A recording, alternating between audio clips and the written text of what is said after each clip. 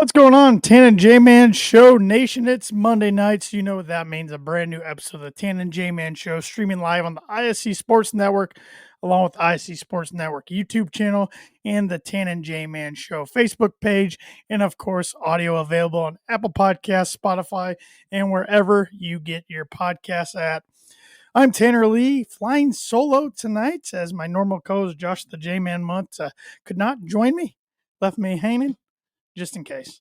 Just kidding. He didn't leave me. He has, of course, family Christmas going on. It is the holiday season. Happy Christmas Eve to everybody. For all you Seinfeld fans out there, happy Festivus. A Festivus for the rest of us, I guess you could say. Festivus for the rest of us. Gotta love Seinfeld. Gotta love Mr. Constanza there. And then, Jerry Spiller was also known as Arthur Spooner and the King of Queens. Two of my favorite sitcoms all time there, Seinfeld and the King of Queens. But hopefully everybody's having a fantastic start to their holiday week this evening. For everybody who had to work today, hopefully you got through your work day just fine. For everybody who had the day off and has the rest of the week off, maybe the rest of 2024 off, enjoy your time with family and friends. You can't beat this time of year for sure. So, but even though I don't have anybody on the other side to answer this trivia question, I am throwing it out there for the Tan and J-Man Show Nation. So everybody watching live on Tan and J-Man Show Facebook page, you can play along and comment with your answer. And if you're listening to this tomorrow on Christmas Eve when it drops, you can either answer on any of our social media channels, or you can just answer alone out loud to yourself. So, but the birdie or bogey question is for this week. I got to find it on my phone now. Hopefully I kept it. Let's see here. Yes, I did. So Bill Belichick, of course, the future Hall of Famer, Bill Belichick, longtime New England Patriots head coach, one of the best, if not the best, to ever do it on the NFL sidelines. He recently became the head coach of the University of North Carolina Tar Heels. So he could become the fourth coach ever to win a Super Bowl and a national championship. Can you name the other three coaches to do so? Bonus points if you can name what NFL teams and what colleges they won a Super Bowl and national championship with. So that movie on Facebook is close enough to quote the best comedy of all time. Happy birthday, Jesus. Sorry your party's so lame. Yes. The Office, another one of my all-time favorites. And when it comes to Christmas episodes, both The Office and Seinfeld are tough to beat for sure. Absolutely. But the birdie or bogey segment is brought to you by, like it is every week, the Arlington Public House in Rochester, Indiana. Let me see what kind of specials they had over the weekend here. Over the weekend, they had sauteed red snapper. It says perfectly golden and flaky. Buttery noodles, seasoned green beans, spicy Cajun cream sauce. That looks really good. And their pictures never do their food any justice. I mean, it looks good in the pictures, looks even better in person, tastes even better than you can imagine. So, and they also have their calendar for the rest of the year up here for 2024. They are closed tomorrow and Wednesday for Christmas, and closed Thursday for Christmas as well. But they'll be open this Friday the 27th from 4 to 10, as well as Saturday the 28th from 4 to 10. And then the next time they will be open is next Friday, January 3rd from 4 to 10. They'll also be open next Saturday, January 4th from 4 to 10 as well. And like I said, that is Birdie or Bogey, sponsored by the Arlington Public House, which is located at 703 Main Street in Rochester, Indiana. It's upscale cuisine and cocktails with a casual atmosphere. So if you live around the Rochester, Indiana area, the northern Indiana area, and you've never been to Arlington Public House, I recommend you do so, because you are missing out on a hidden gem. And it's not a hidden gem in Rochester, Indiana, because everybody knows about it, but definitely a hidden gem in northern Indiana that's starting to become not a hidden gem. The more that people find out about it, trust me, you won't be a one-time visitor. Let's put it that way. Let's put it that way.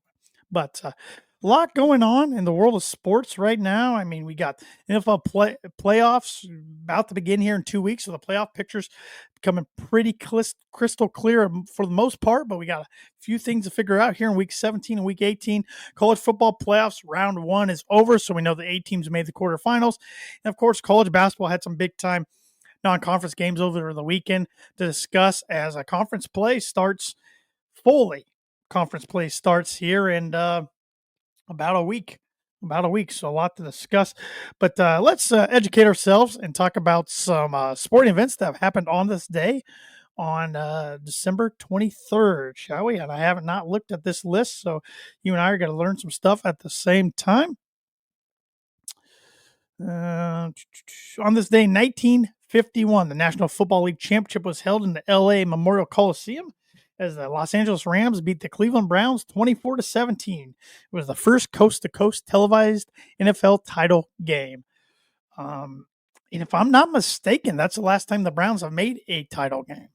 I know they've never made a Super Bowl in the Super Bowl era. One of just a few teams remaining in the league that have not made a Super Bowl, but I'm pretty darn sure, without fact checking myself, that that's the last time they've made a title game. Let's see what else we got here. On this day in 1972, the Immaculate Reception happened as the Steelers turned around a 7-6 defeat with a last-second touchdown reception against the Raiders. I'm not sure if it was Oakland or Los Angeles at the time to win 13-7. Franco Harris. There's a statue of that. Also on the day 1972, the second Fiesta Bowl was played as number 15 Arizona State defeated Missouri by a score of 49-35. That's back when bowl games meant something.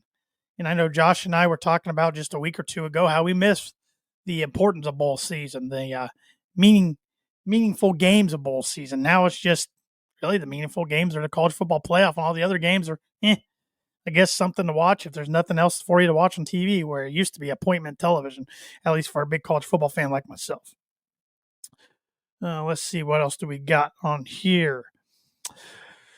On this day in 1987, the Buffalo Sabres goaltender Tom Bassaro led the Sabres to a 5-2 win over the Detroit Red Wings to record his 100th NHL victory, making him the youngest player to reach the milestone at just 22 years and 9 months.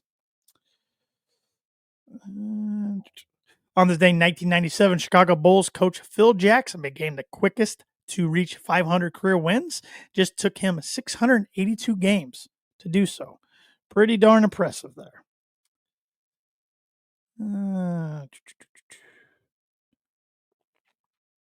On this day in 2022, Washington Capitals center Alex Ovechkin scored 2 goals to move past Gordie Howe on the most NHL career goals list in a 4-1 win over the visiting Winnipeg Jets.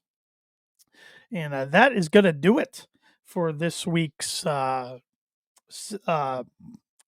on this day segment. I'm blanking there, which is brought to you by, like it is every week, Mooney Woodcrafts. Mooney Woodcrafts is a veteran-owned and operated woodcraft shop based out of Texas with Indiana grassroots. They provide 100% hand-cut custom designs that fit your needs, and their pieces are a great addition to any home, office, or man cave. You can see some of their recently completed projects by visiting them at Mooney Woodcrafts on Instagram and on Facebook.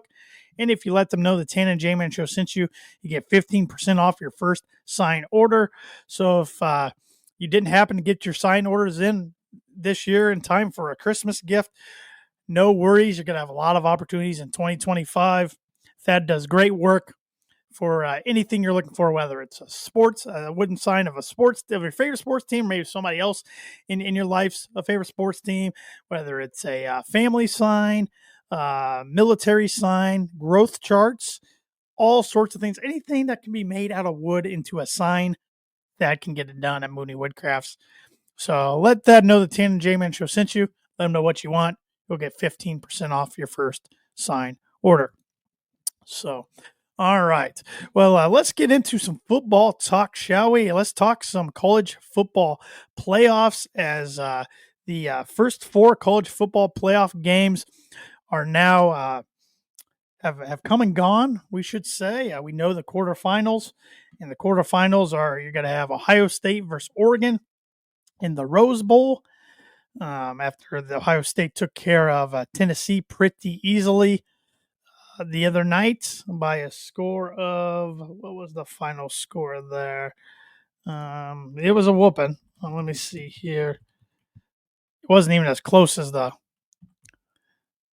score indicated. Of course, my keyboard's not working for me. I'll pull it up on my phone here. Um, but nonetheless, Ohio State, and this was the last of the four games. We'll kind of go in reverse chronological order here.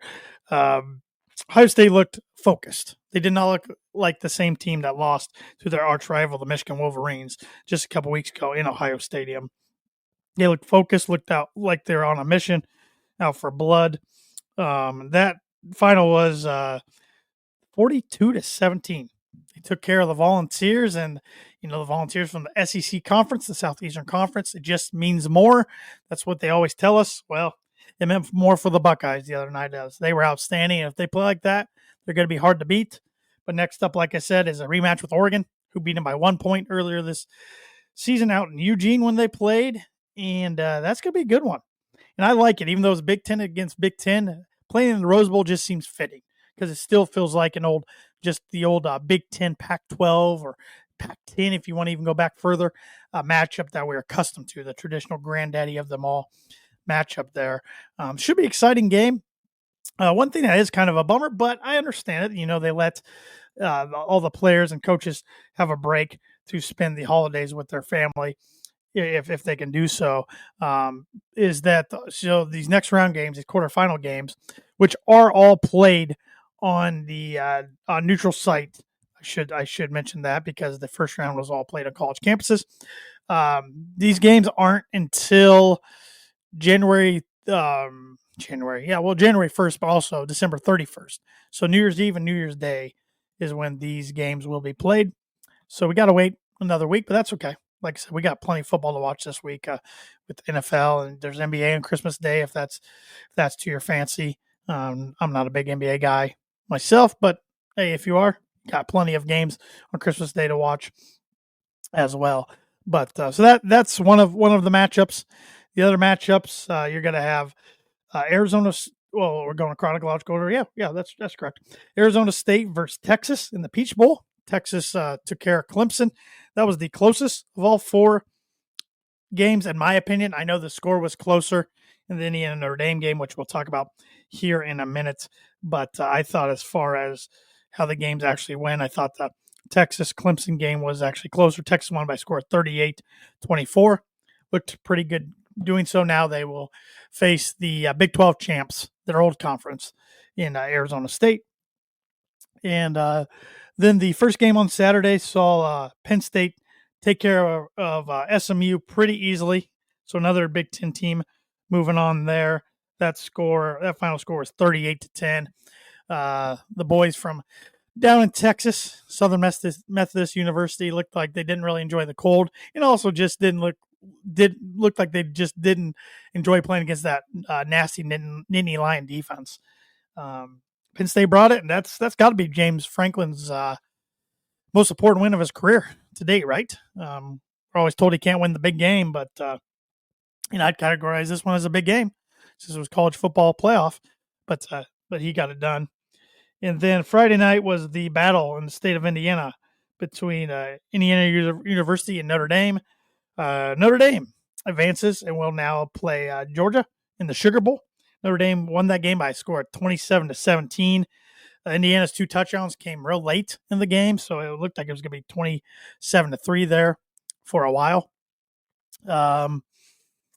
Great season by the Indiana Hoosiers. Coach Kirk Cignetti, his first year down there in Bloomington. It was their best year in program history. You can talk about the strength of the schedule and that they, when they played against ranked teams, which they only did twice against Notre Dame and Ohio State, they took home losses. And both those games were on the road. And you can talk about the other road games being at UCLA, at Northwestern, at Michigan State. Three of the teams in the Big Ten that did not make a bowl. But, hey, you got to play who's on your schedule. It wasn't their fault that Washington and Michigan were different versions of themselves this year, as opposed to last year when Michigan won the national championship and Washington was national championship runner up. Um, I mean, they pounded everybody they beat for the most part, besides Michigan. But, Notre Dame just looked like the better team from the get go. I mean, Julian Love had the 98-yard touchdown. Their defense was just too much for Curtis Rourke and Indiana's offense. I thought Indiana's defense played all right. But even then, Riley Leonard, I thought, made some plays for the Irish, especially with his legs. And Kirk Cignetti probably ate some humble pie a little bit, going on college game day a couple hours before the kickoff and saying that we don't only beat top 25 teams, we kick the blank out of them. Well, like I just mentioned, they didn't beat any top 25 teams. They only played 2 top 25 teams on the season when they played them, at least. So I don't know why he said that. I don't know why he says a lot of things that he says. He's a very good coach, but he's quickly becoming a pretty hated coach around the other fan bases and the other teams, the other 17 teams in the Big Ten. It'll be interesting to see if Indiana has some sort of target on their back next season. And you got to think they'll probably be ranked the preseason top 25 to start the year, but we'll see what they can do after a year of success like they had, going 11-1, and seeing what additions they bring in the portal, and of course, how losing a lot of their portal guys, especially the guys from James Madison and Rourke from Ohio University, how losing those guys affect their team. So, but overall, I enjoyed the college football playoff games. I really liked them being on campus. I mean, I don't think it's just a coincidence that the home teams didn't really struggle at all.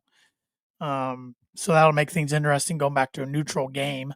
But and we're spoiled as sport fans, always wanting the games to be closer than they are if they're not a close game, if they're not a good game.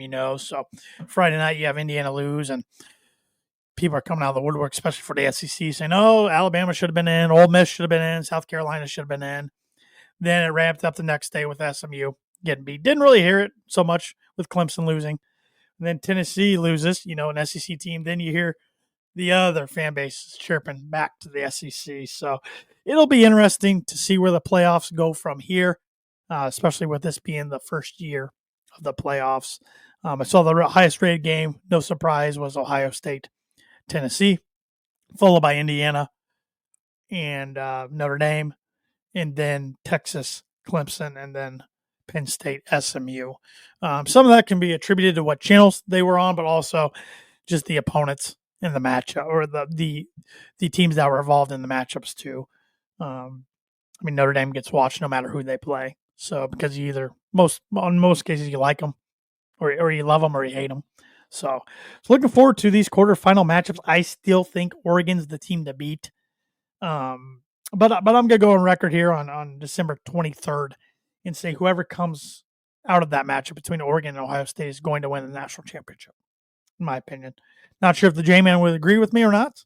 We'll have to get his take next week because he'll be back on the 30th, and we won't know who's in the semifinals yet because the quarterfinal games will have not been played yet, as they're played next Tuesday and Wednesday. So we'll make our predictions for those games next week. But let us know if you enjoyed the first round of the college football playoffs or not. If not, what would you like? I mean, to see differently? Would you like it to go back to the way it was in the past with just 4 teams making the playoff, or would you even want to go back to the BCS days? And it's interesting if you think about that for a minute. If you say they were to this year use the 4-team format, what 4 teams do you think get in the playoffs? Of course, Oregon's no-brainer. Big Ten champs, undefeated. Then looking around at the other teams who made it, I think you take Georgia, SEC champions, and they beat Texas twice. So I think that eliminates Texas.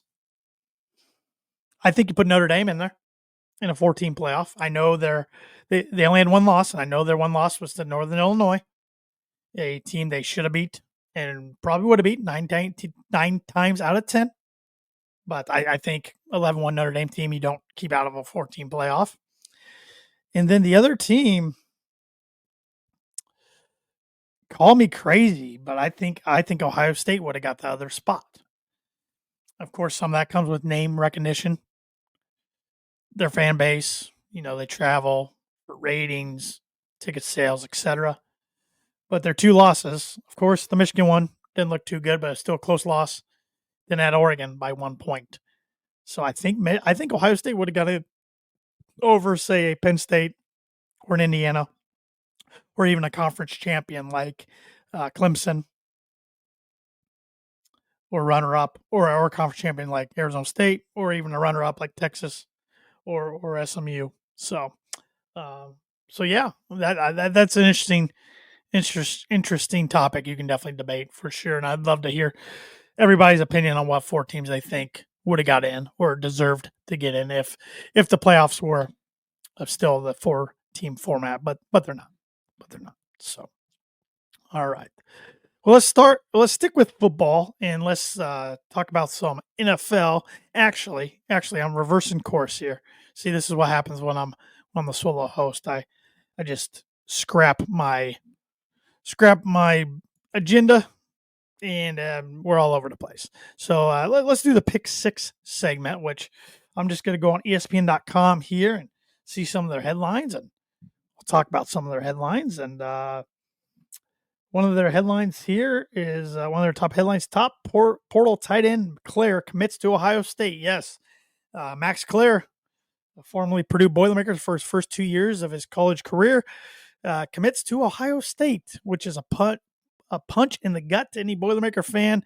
I think if you ask a lot of them, out of their really good players that entered the portal, and the good players I'm talking about, Max Claire, uh, Dylan Thieneman, Will Helt, and I am blanking on the other one right now off the top of my head.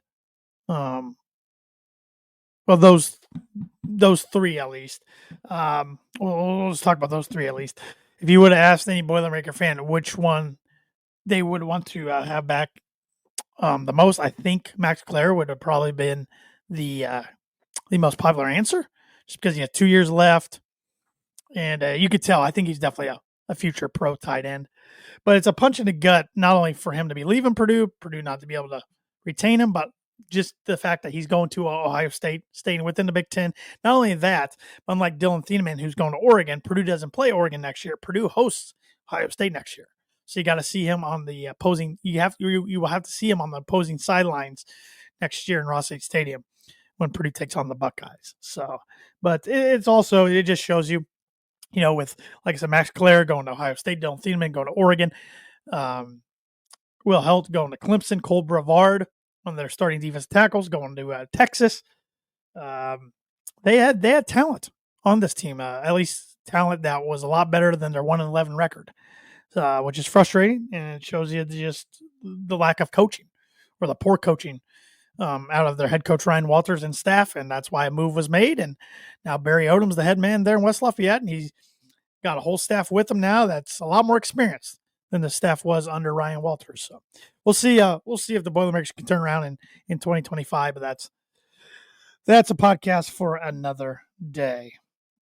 Let's see what else we have here. Aaron Rodgers. He's been in the news a lot. He's got a Netflix documentary type thing out right now. But really, his future is kind of a mystery right now. He's 41 years old. I think he has a year left on his contract with the Jets. But he suggests that today that the Jets might release him after the season. Now, I was thinking about this today. I don't blame the Jets if they don't want Rodgers back. I mean, he's had an all right year. His team's terrible, but he's had an all right year from an individual standpoint. But he's 41 years old. If you're the Jets, you're probably not going to win next year. Just don't see it being a playoff contender, let alone Super Bowl contender. So do you really want to hitch your horse to a 41-year-old, he'll be 42 next year, quarterback just for a year, when you can start over, go draft somebody that could potentially be your future franchise quarterback? I think that's the direction you go, but it will be interesting. I mean, to see if any team, assuming Rodgers wants to play another year, if any team takes the bait and wants to go get him. I mean, there are some teams that are going to need a quarterback. the New York Giants, but looks like as of right now, as of today, they'd be the number one pick in the NFL draft. I mean, I guess they could maybe take a flyer on Rodgers. New York to New York. Um, who else? Looking at the order, and the Patriots have number 2 pick. They don't need a quarterback. Number 3, Jacksonville Jaguars. They wouldn't do that with Trevor Lawrence. Number 4, Tennessee Titans. They need a quarterback, but they'd probably draft one instead of bringing Rodgers in. But that'd be interesting. Would Rodgers really want to play for the Titans? Probably not. Number 5 with the Browns. They got a lot of money tied up with Deshaun Watson, even though they could use a quarterback. Don't see that happening. Number 6, Las Vegas Raiders. Yeah, the Raiders fell to sixth pick in the draft order by beating the Jaguars yesterday. They really hurt their chances to get the number 1 pick. I mean, I'm sure they'd bring Rodgers in for a year. And maybe that's possible. Maybe that's a situation to look at. 49ers have an 11th overall pick. I mean, I guess if they don't want to re-sign Brock Purdy for whatever reason or don't think he could be the guy, maybe Aaron Rodgers could fit there. There's been a lot of California connections there for a year, but once again, I don't see that happening. I think if they want to get away from Brock Purdy, look for Kirk Cousins, possibly be a San Francisco 49er. It looks like the Atlanta Falcons are going to head forward with Michael Penix Jr. and say goodbye to Kirk Cousins and cut him, even though he had that 4-year contract and he's only in 1 year of that 4-year contract. So I'll talk about that more here in a little bit when I talk about my winners and losers and playoff picture and all that stuff. But all right, let's see what else they have. Let's see here. Antonio Pierce of the Las Vegas Raiders. He was cited today as ignoring the critics after the win, saying we don't do this to lose. That was in the critics of saying, you hurt your draft stock, you hurt your draft order by losing 19-14 or by winning 19-14 against the Jaguars yesterday. Could possibly cost them Shadir Sanders from Colorado or Miami's Cam Ward if they want to go in that direction. But I get it from a coaching standpoint. I mean, you're a competitor. You want to try to win games. You're not going to say, hey, we're not trying to win games. We're trying to lose games. We're trying to get the best draft pick available. They're not going to come out and say that. So we'll see what happens there. And the Raiders could always move up in the draft boards. That money on Facebook. Jets release Rodgers. Flacco retires for good. Colts sign Rodgers. Rodgers comes to where old wash-up quarterbacks go to end their career.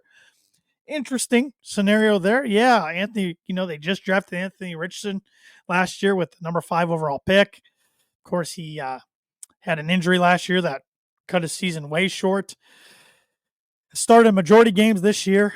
Joe Flacco started 2 or 3 of those when he didn't.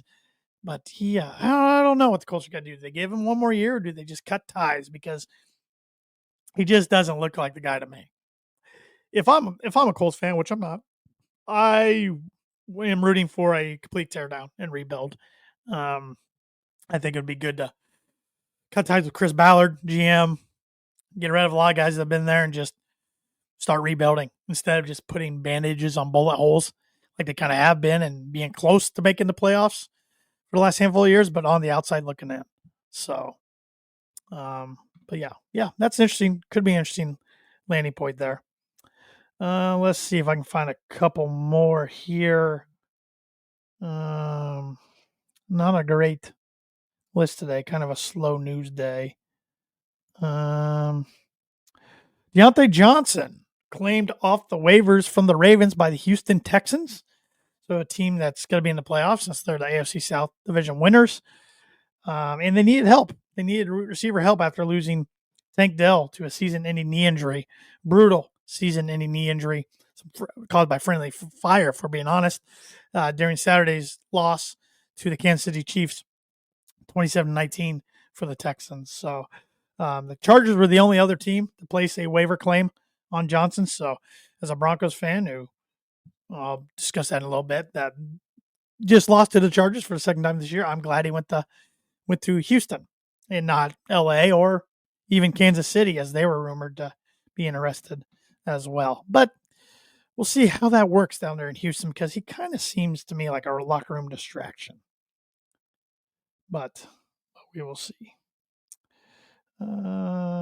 Let's see who else we can talk about. Anthony Edwards, the Timberwolves. Anthony Edwards, and the headlines again. This time for criticizing officials. He was fined $75,000 for public criticism of the officiating and using profane language. The NBA announced Monday in his second such punishment this month. He sounded off on officials after their 113-103 loss at home to the Golden State Warriors on Saturday night.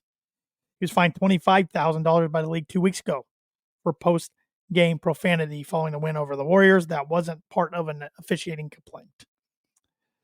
So, yeah, interesting. Alex Bregman. Negotiation with Alex Bregman have stalled, according to the Houston Astros.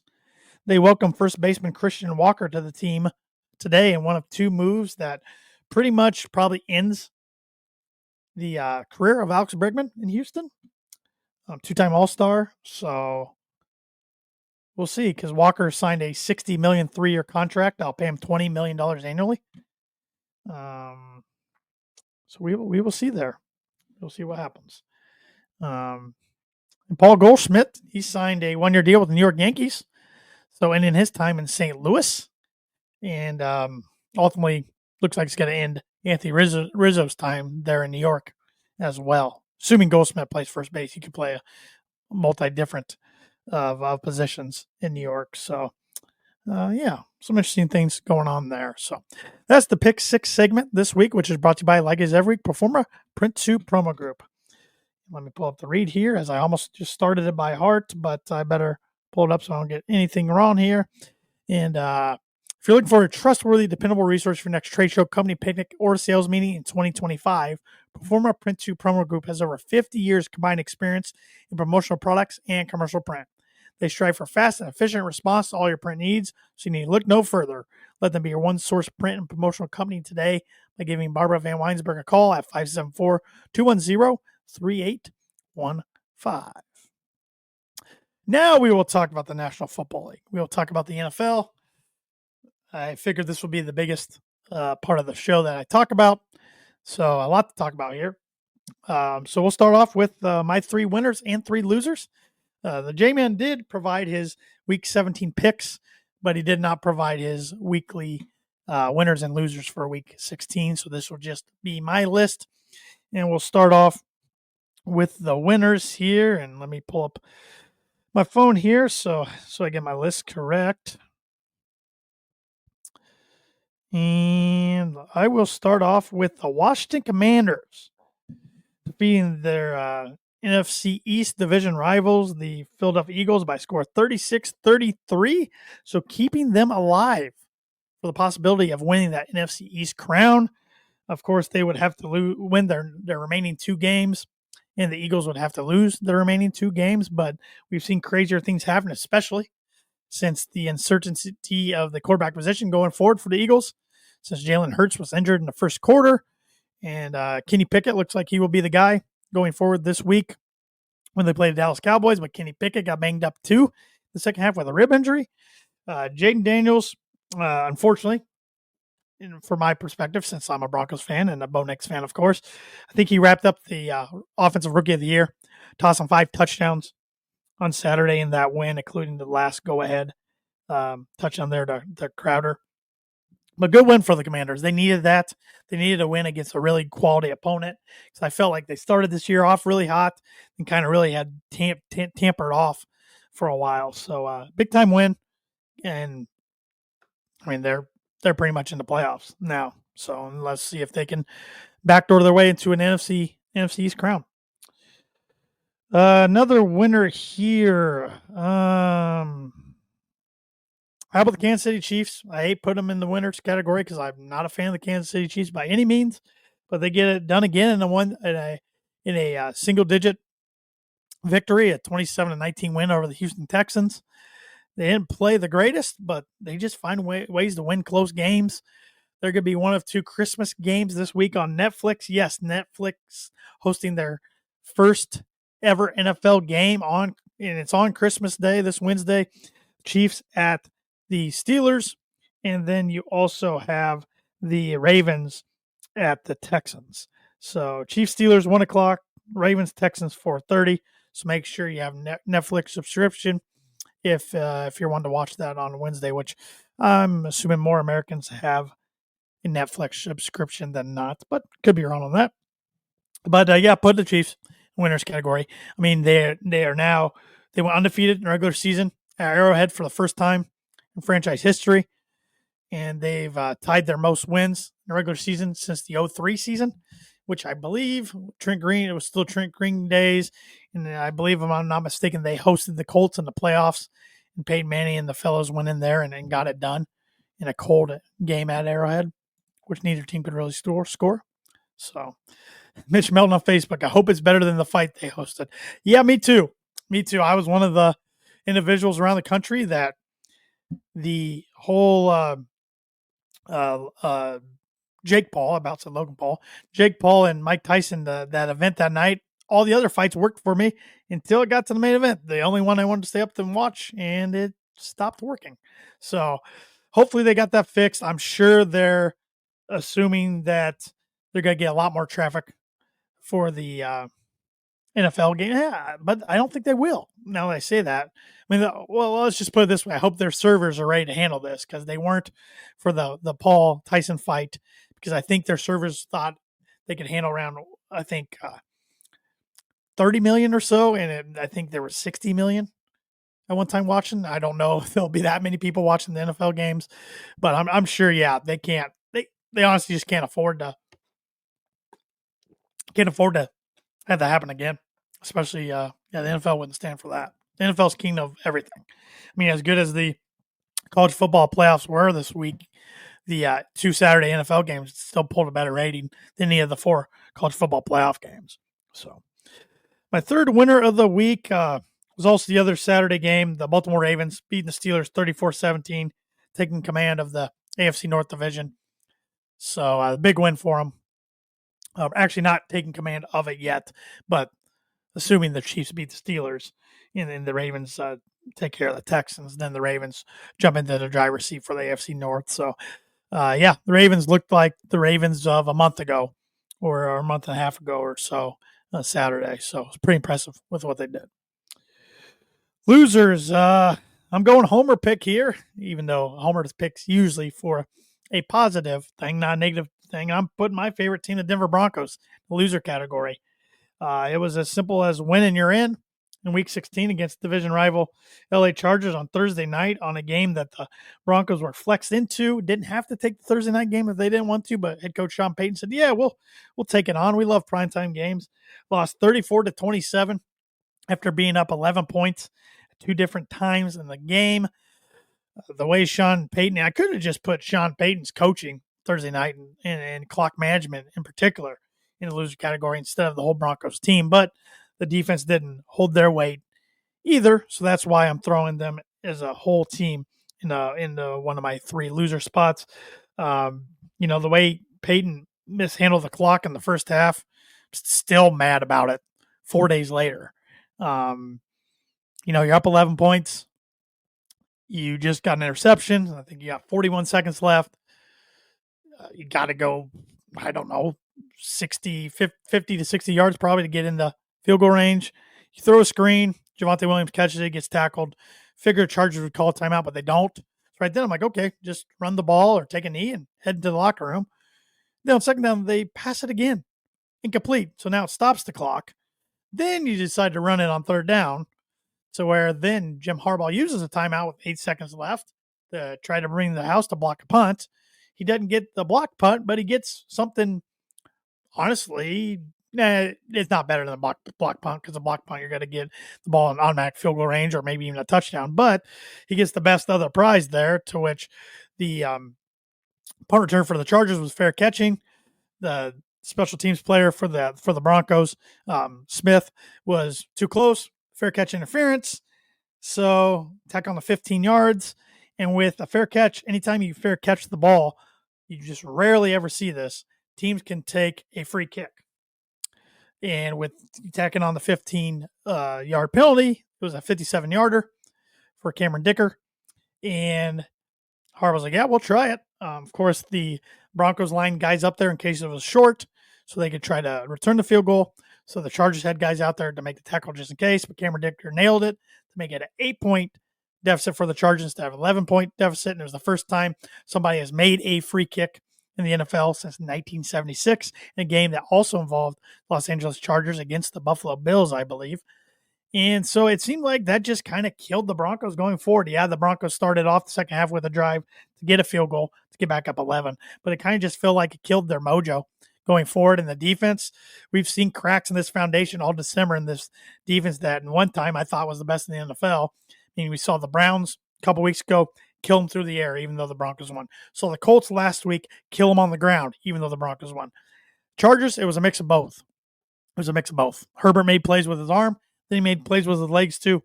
I mean, and you got him backed up in your own territory, 3rd and 10. A few minutes left in the game. Looks like you're going to get the ball back, and you let him scamper for 16 yards on 3rd and 10. Just can't happen. Just can't happen. So the Broncos still, their playoff destiny still is in their own hands. They win against the Cincinnati Bengals at Cincinnati this Saturday, they're in. Or if they happen to lose that game, then beat their AFC West division rival, the Kansas City Chiefs, at home in Week 18, they're in. But you lose both those games, and the Bengals, for instance, of course, in that case, would beat the Broncos. And if the Bengals beat the Steelers Week 18, then the Bengals are in. So there's still a lot to figure out there. But, yeah, you had a chance to win, and you're in the playoffs for the first time since the 2015 season. And it looked like you had it in your hands, and you choked it away. Got to be on my loser list. Other losing teams for me this week. Let's see here. The Arizona Cardinals losing 36-30 in overtime at Carolina. I think it kind of ends Arizona's hopes of making the playoffs. They're a fun story for a while.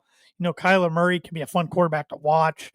He's very athletic, scramble around, make some plays, but he just doesn't seem to have that dog in him, in my opinion. And what I mean by that is he just doesn't get it done in close games when he needs to. Doesn't make that big play close games when he needs to. I don't know if Arizona could go out and get a better quarterback for their situation.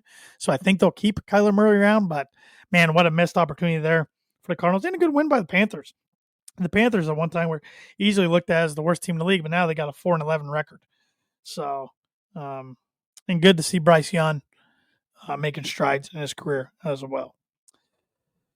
And lastly, my last loser here, Tampa Bay Buccaneers losing 26-24 at Dallas last night, Sunday Night Football, to where, you know, you had the NFC South right in your hands, and now you're neck and neck with the Falcons, who, of course, the Falcons made a QB switch going from Kirk Cousins to Michael Penix Jr., who they took number 8 overall, made his first career start over the weekend in a 34-7 win over the New York Giants. And I mean, he didn't blow it away statistically by any means. 18 for 27, 202 yards, 0 touchdowns, 1 interception. But some people on social media were saying the box score doesn't tell a story, and he played a lot better than the box score shows. But nonetheless, kudos to the Cowboys winning that game. Now they're 7-8. They've played a lot better with Cooper Rush than I ever thought they would. And Cooper Rush is definitely a good backup. Definitely a good, serviceable backup in the NFL. He's proved that. But bad loss there by Baker Mayfield and the boys. Just when I thought they were guns a-blazing, you know, they put up 40 points at LA last week in a 40-17 win. But to turn around and lose a game in prime time like that, and then now you host Carolina, which you think you'll get the dub, but that's a divisional rival game there. And Atlanta goes to Washington. That'll be a big one. Then the following week, you host the Saints while the Falcons host the Panthers. So I don't know. Pressure's on now on the Buccaneers down in Tampa. So that is definitely my third loser of the week. So, but now let's pick some games, shall we, for week 17, and got the J-Man's picks here as well. Starting with the Christmas Day games, once again on Netflix. The first one at 1 o'clock, the Kansas City Chiefs, the two-time defending Super Bowl champions, at the Pittsburgh Steelers, who are right now leading the AFC North. I'm going with the Chiefs for 7 confident points, and J-Man's agreeing with me with the Chiefs for 4. Baltimore Ravens at Houston Texans, also Wednesday at 4:30. I got the Ravens for 6. J-Man's got the Ravens for 7. So even though they're on the road, We like them better than the Texans. This Texans team's hard to figure out. I think I think if it wasn't for a weak AFC South, we wouldn't be talking really about the Texans being a playoff team this year, which is kind of surprising because they were kind of the sexy underdog Super Bowl dark horse, I should say, Super Bowl pick coming into the season after really turning heads last year with CJ Stroud and D'Amico Ryans there in his first year, but something's just not right there. And for me, really, it's losing Tank Dell. I just don't know who steps up for the Texans there. Then we got a Thursday game, the 26th. We got Seattle Seahawks at Chicago Bears. I got the Seahawks for 10. J-Man's also taking the Seahawks, but only for 3. The Bears are abysmal right now. I know they lost to a good Detroit Lions team, but that's a home game against your division rival, and you lose 34-17. They just look like their season can't get over soon enough. Got a triple header on the NFL Network on Saturday, starting with the LA Chargers at the New England Patriots. Patriots are playing better, but they're still not getting the wins. They played pretty well against the Bills in a 3-point loss yesterday, but once again, didn't get the win. Chargers winning their end, so I'm going with the Chargers for 11. And the J-Man is also going the Chargers for 11, so great minds think alike there. And then, of course, this one's going to have my attention on Saturday, and that's the Denver Broncos at the Cincinnati Bengals. Honestly, one that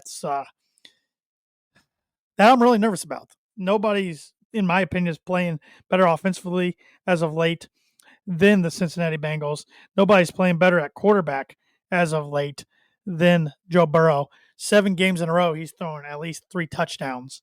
That offense is humming. Now, on the flip side, that defense is struggling a little bit.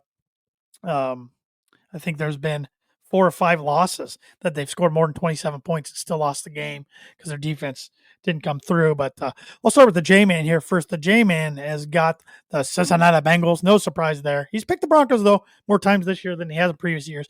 He's taking the Bengals for 6. And this will be Tanner's Book It prediction of the week. The Denver Broncos pull off the upset because they are 3 or 4 point favorites, 3 or 4 point underdogs, depending on which line you're looking at, which betting provider. The Denver Broncos pull off the upset at Cincinnati and get their 10th win of the season and mark their first playoff berth since the 2015 season. So you can take it to the bank. You can book it. And I got the Broncos, but only for 1 point because I'm very nervous about this game. But the J-Man's Booker prediction of the week is brought to you by, like this every week, Travis Watering Agency. His new building address is 341 West Logan Street, Suite L100 in Noblesville, Indiana, 46060. And if you're looking for help with any of your insurance needs, Travis is a multi-line agent for Indiana Farm Bureau Insurance, specializing in home, auto, life, renter insurance, and annuities. Give Travis a call today at 219-869-4561. All right, back to the picks. In the Saturday night nightcap for the triple header on the NFL Network, Arizona Cardinals at the LA Rams. Rams, man, 9-6 all of a sudden. Nobody's talking about them enough. They're on a heater. I think they continue it. I'm taking the Rams for 14 points. The J-Man's taking the Rams for 9. New York Jets at the Buffalo Bills. Both the J-Man and I agree here. Bills for 16. Las Vegas Raiders at the New Orleans Saints. That's going to be a snooze fest, but I'm taking the Raiders for 2. Now that they hurt their draft order, I think they go ahead and get another dub there. J-Man's taking the Saints for 2. So we have the same points value, but different team winning the game. Indianapolis Colts at the New York Giants. I think the Giants are the worst team in the league. And so do a lot of others because they're, picking number 1.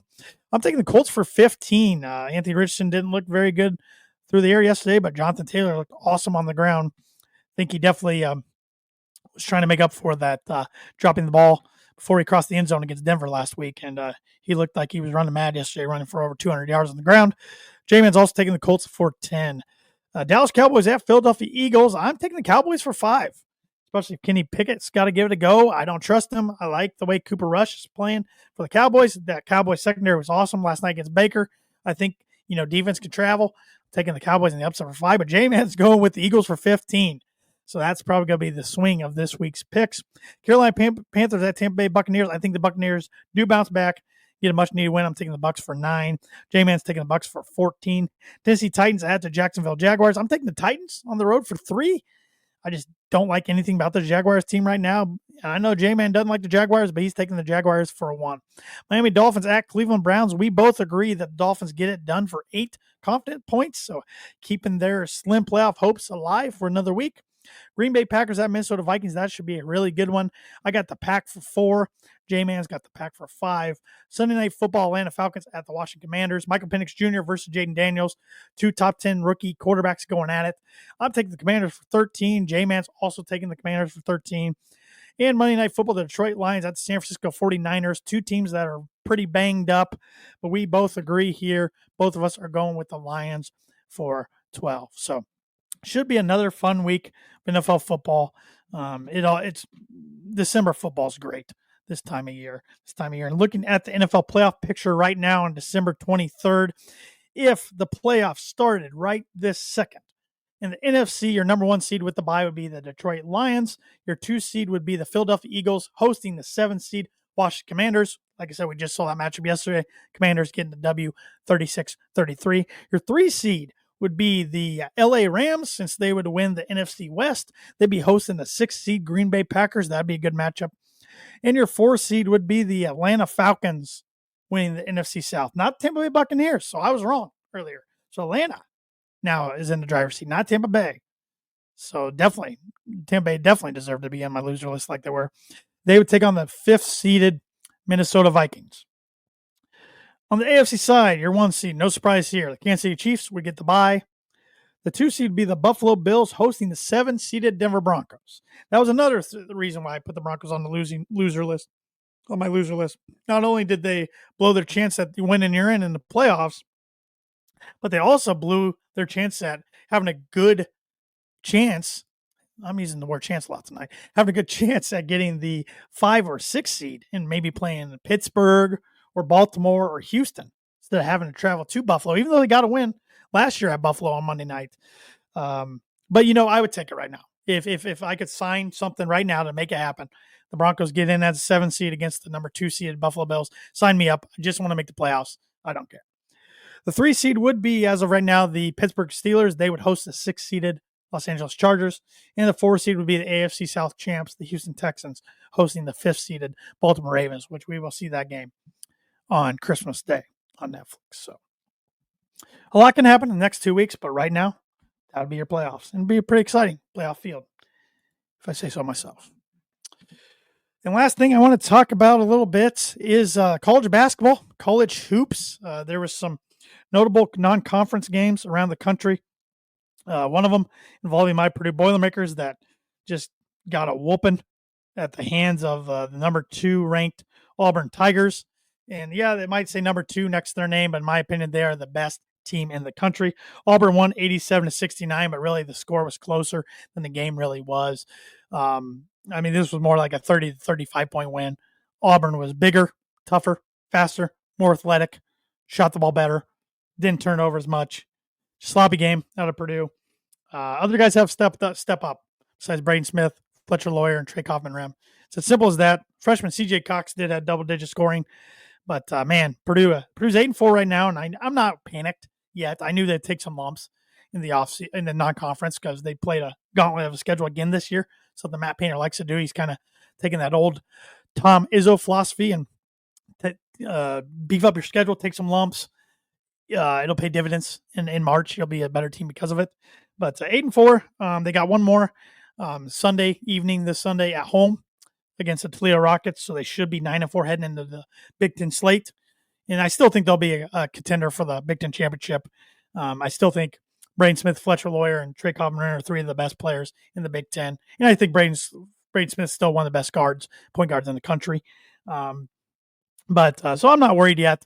But what is concerning is 3 of the 4 losses Purdue has had at Marquette, at Penn State, and neutral, in air quotes, lost to Auburn. They just is the way they lost games. They just got smacked. And never really felt like they were in the game really that much from the get go. So we will see there. Maryland flexed their muscles, winning a neutral court game against Syracuse, 87-60. Elsewhere around the Big Ten, Rutgers with a home loss to Princeton, 83-82. Rutgers 7-5. So I think J-Man was right with his preseason predictions on Rutgers, and I'm not looking right there. Indiana won a close one against Chattanooga, 74-65.